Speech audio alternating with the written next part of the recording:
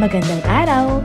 Sama-sama tayong matuto sa Teacher Sal Learning Resource Channel.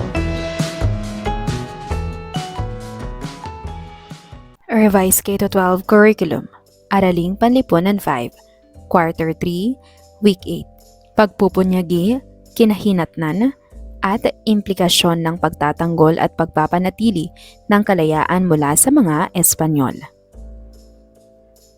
Gawain bilang 1, boarding pass. Bilang panimula, kumuha ng boarding pass. Gagamitin ninyo ito upang makapaglakbay sa susunod na destinasyon.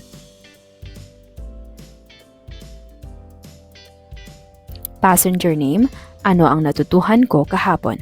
Bakit mahalagang matutunan ang ating kasaysayan?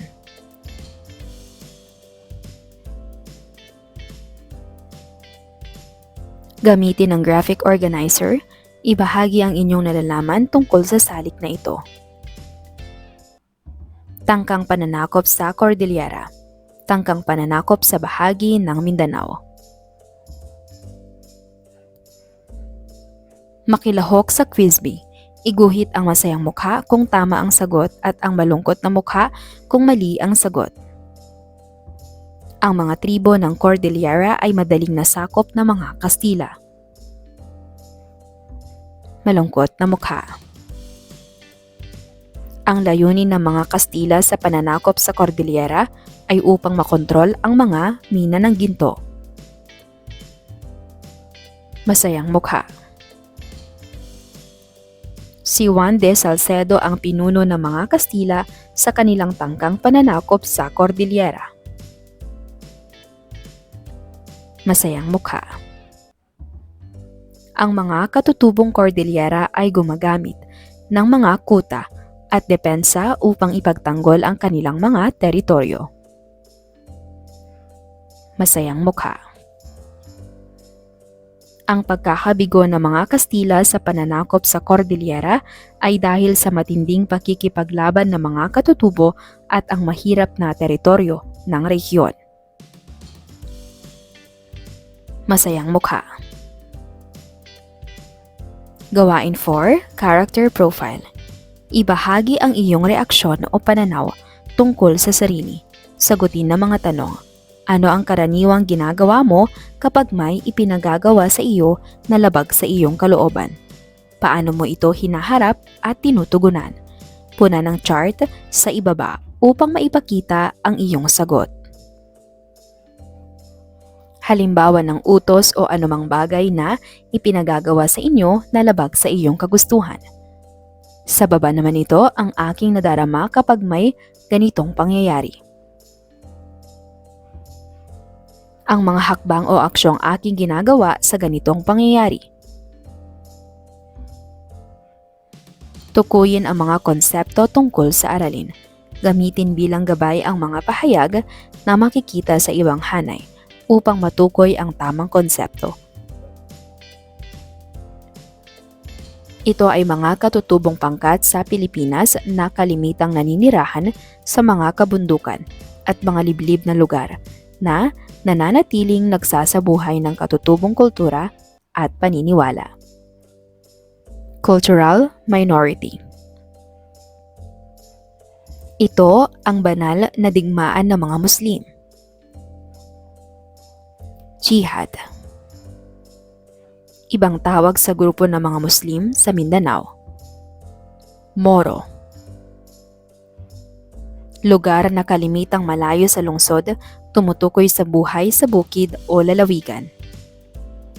Rural. Talunin o kalabanin. Supilin. Para sa ikalawang araw, ang di matagumpay na pananakop ng mga Espanyol sa Cordillera at sa mga bahagi ng Mindanao. Bagamat mahabang panahong na malagi ang mga Espanyol sa Pilipinas, ay hindi nila nagawang sakupin ang buong kapuluan. Naging malaking hamon para sa mga Espanyol ang mga Muslim mula pa nang marating nila ang ating bansa noong panahon ni Lapu-Lapu hanggang sa lisanin nila ito. Ang mga Muslim sa Mindanao ay hindi nasakop ng mga Espanyol, bagamat may mga gobernador general na nagpadala ng mga kawal upang sakupin sila. May mga pamayanan at kutang itinayo sa Zamboanga, ngunit nabigong masakop ang buong Mindanao, lalo na sa mga lugar na laganap ang relihiyong Islam. Naging malakas ang mga sultanatong itinatag ng mga Muslim, kung kaya nagawa nilang mapigil ang mga hukbong ipinadala ng mga Espanyol.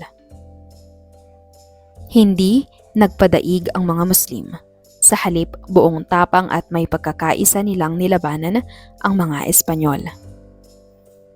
Ang kanilang paniniwala sa relihiyong Islam ay mahalagang salik sa pagkakaroon nila ng diwa ng pagkakaisa at determinasyong huwag magpas sa ilalim sa kamay ng mga dayuhan at huwag kilalanin ang relihiyong Kristyanismo. Noong 1578 ay ipinadala ni Gobernador General Francisco Sande ang kauna-unahang ekspedisyon sa Mindanao. Ang ekspedisyon ay pinangunahan ni Kapitan Esteban Rodriguez de Figueroa kasama ang mga kawal na Espanyol at mga Kristiyanong Pilipino. Una nilang sinalakay ang pulo ng Hulu sa Sulu. Sa labanan, natalo ang mga Muslim sa Hulu, subalit hindi sila nasakop.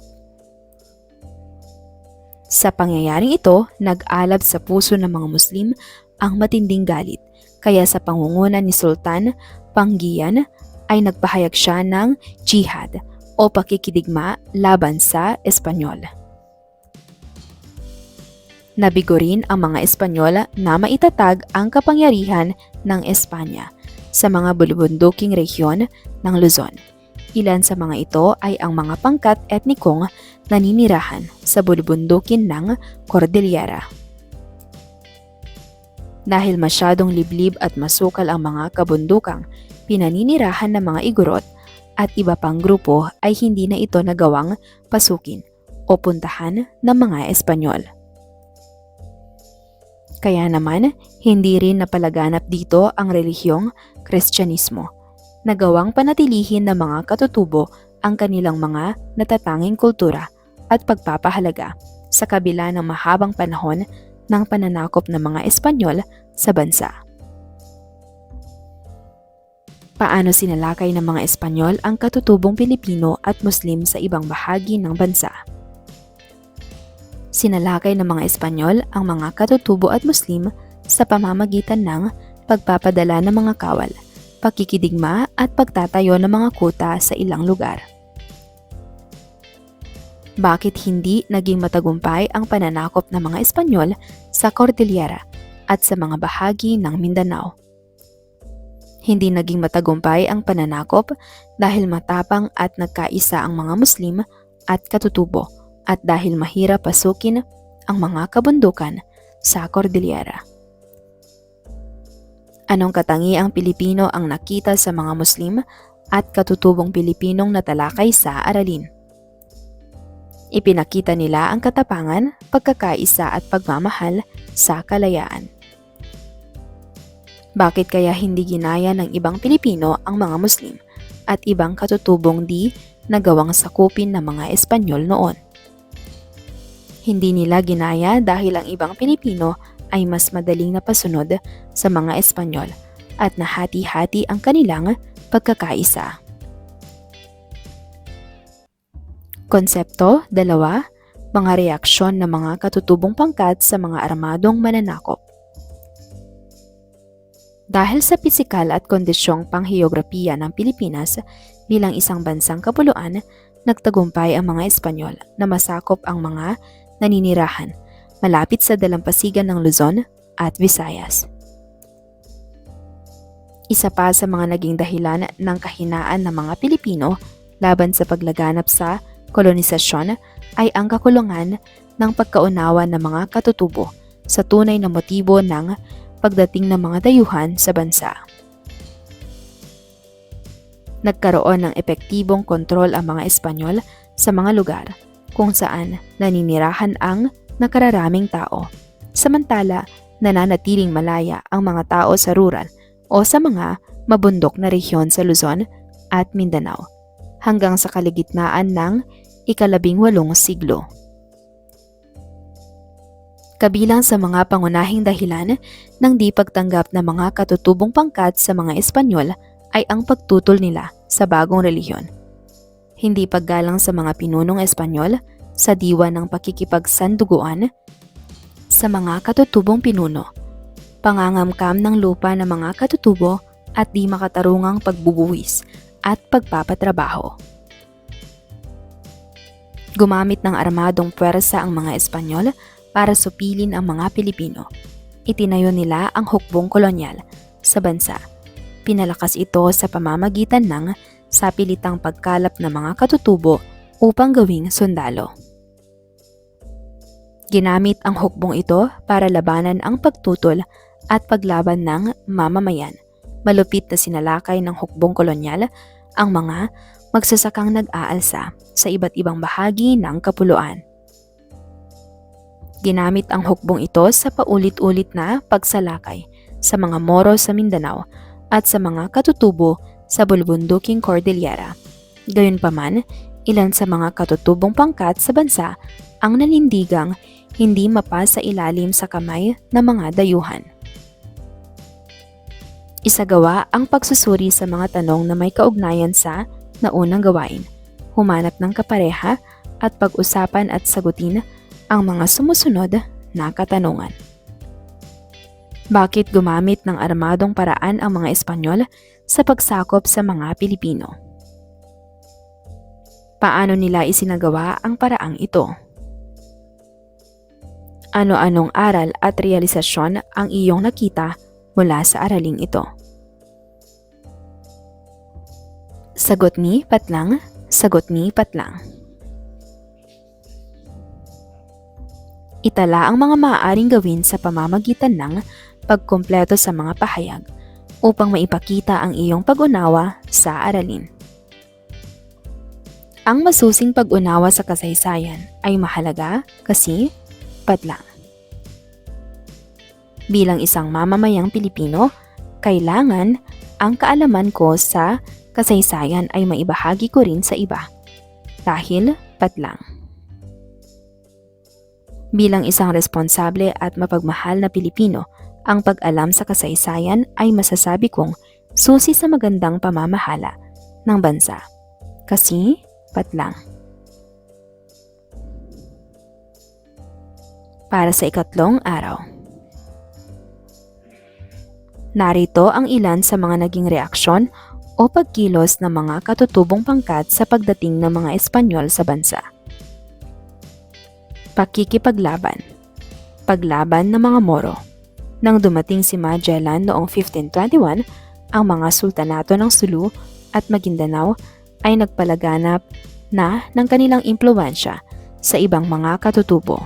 Sa panahon ni Legazpi, ang malakas na pagtutol sa kanya ay nanggaling sa Maynila, kung saan ang namumuno ay isang prinsipeng Muslim, si Raja Sulaiman. Noong 1678, matapos masakop ang sultanato ng Borneo, ay ipinadala ni Gobernador General Sandes si Kapitan Esteban Rodriguez de Figueroa para masakop ang mga isla ng Sulu at Maguindanao. Ito ang naging hudyat ng simula ng pananakop sa Mindanao. Ang ekspedisyong di Figueroa ay nagtagumpay na maipasailalim ang Sulu sa Espanya at ipinagkasundo na magbayad ng tributo sa Espanya. Subalit nabigo siyang masakop ang Maguindanao dahil nagkulang siya sa probisyon at hindi nakapasok sa Rio Grande de Mindanao. Nagpatuloy ang mga taga Maguindanao at Jolo sa paglaban sa kolonisasyon. Paglaban ni Sultan Kudarat. Sa kasagsagan ng digmaang Moro laban sa pananakop ng mga Espanyol noong ika-17 siglo, si Sultan Kudarat, pinuno ng Maguindanao, ay nakipaglaban para sa kalayaan. Sa kanyang pamumuno, nagkaisa ang mga naninirahan sa Lanao, Cotabato, Basilan, Davao at Zamboanga sa pagtutol na palaganapin ang Kristyanismo sa kanilang lugar. Ang kampanya ng mga Espanyol laban sa kanila ay nagbunga ng kanilang pagkakasunduan at pagkakaisa. Kasabay nito ang pagdeklara ng jihad o holy war laban sa mananakop at mga Kristiyanong katutubo. Isa sa mga pangunahing kinahantungan nito ay ang madalas na mga paglusob na isinagawa ng mga Moro sa mga Kristiyanong bahagi ng Visayas. Pag-aalsa ni Magalat. Noong 1596, namuno si Magalat sa isang pag-aalsa dahil sa pagpataw ng mataas na buwis at pang-aabuso ng mga enkomendero sa Cagayan. Ang iba't ibang dato o pinuno ng Tugigaraw ay sumali sa rebelyong ito. Tumagal ng 8 buwan bago ito nasugpo. Pakikipaglaban sa mga pangkat etniko sa Cagayan. Tinangka ng mga Espanyol na sakupin ang bulbunduking Cordillera at kontrolin ang mga minahan dito. Ngunit dahil sa matatarik na daanan at sa paglaban ng mga Igorot, hindi nila ito nagawa. Pagtakas o pagtira sa labas ng pamayanang itinatag ng mga Espanyol. Isa pang kilos na ginawa ng mga katutubong pangkat bilang reaksyon sa aramadong pananakop ay ang pagtakas sa pamamagitan ng pagpunta sa matataas na lugar upang maiwasan ang impluwensya ng mga Espanyol. Mas pinili nilang manirahan sa labas ng lipunang kolonyal upang makaiwas sa pang-aalipin at di makataong patakaran ng mga Espanyol. Tinawag sila ng mga Espanyol na taong labas o tulisan. Sa pagdaan ng panahon, lumaki ang bilang ng mga taong nanirahan sa mga bundok kung saan hindi sila napasailalim sa pamumuno ng mga Espanyol. Napanatili nila ang kanilang kultura. Sa kasalukuyan, ang karamihan sa kanila ay kabilang sa tinatawag na cultural minority. Kung ikaw ay nabubuhay sa panahon ng Espanyol, alin sa mga paraan ang iyong pipiliin? Makipaglaban o tumakas? Isulat ang iyong sagot sa kahon at ihayag ito sa buong klase. Mag-book para sa iyong trip o paglalakbay kaugnay ng aralin. Itala ang mga konsepto o ideyang nagpamulat at umantig sa iyong isip at puso at ipakita ang ugnayan ng mga ito sa pang-araw-araw na pamumuhay. Talakayin ang mga ginawang pakikipaglaban ng sumusunod na mga katutubong pangkat laban sa mga Espanyol. Pagkatapos bumuo ng sariling konklusyon kung bakit hindi nagtagumpay ang mga armadong mananakop na kontrolin o sakupin sila. Sa unang kolum, katutubong pangkat, mga Muslim sa Mindanao, mga pangkat etniko sa Cordillera, katutubong pangkat sa Mindanao. Ikalawang kolum, paraan ng pagkikipaglaban. Ikatlong kolum, konklusyon kung bakit di sila nasakop.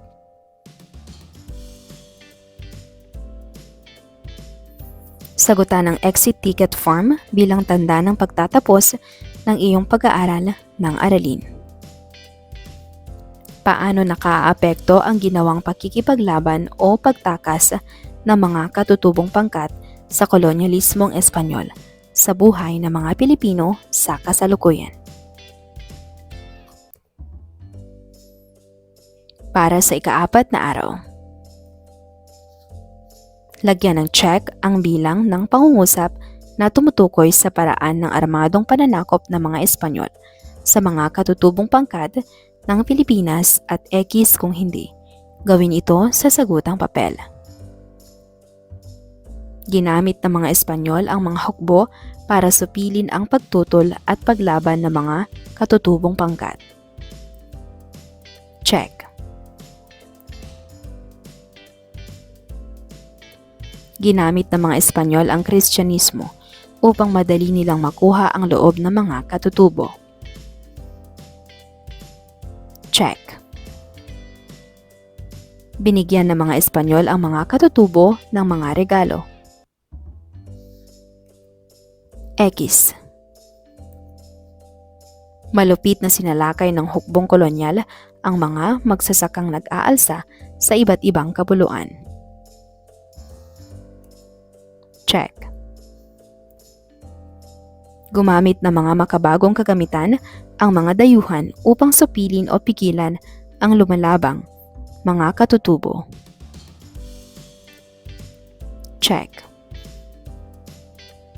Iguhit ang masayang mukha kung ang sinasabi ng pangungusap ay nagpapakita ng positibong epekto ng kolonyalismong Espanyol sa pagkabansa at pagkakakilanlan ng mga Pilipino at malungkot kung negatibong epekto. Bumaba ang tingin ng mga Pilipino sa gawaing manual. Malungkot na mukha. Nakilala ang Pilipinas sa mundo sa pagkakaroon ng mayamang kalikasan, lalo na ng mga produktong pampalasa. Masayang mukha.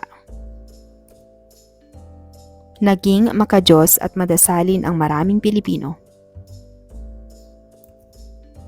Masayang mukha. Natuto ang mga Pilipinong manigarilyo at iba pang uri ng bisyo. Malungkot na mukha. Nakilala ang Pilipinas bilang isang pinakamalaking Kristiyanong bansa sa buong mundo. Masayang mukha. Bilang kabataang Pilipino ng makabagong panahon, ipakita ang iyong pagpapahalaga at pagmamahal sa pagpupunyagi ng mga Pilipino noong panahon ng Espanyol sa pamamagitan ng pagbuo ng isang tula o awit na magtatampok sa nasabing pagpupunyagi. Tiyaking ang iyong tula o awit ay sumusunod sa mga pamantayan sa ibaba. Itala at ipahayag ang iyong kasagutan sa mahalagang tanong bilang paglalahat ng aralin. Paano ipinaglaban ng mga Muslim at katutubong pangkat ng Pilipino ang kanilang kalayaan laban sa mga Pilipino?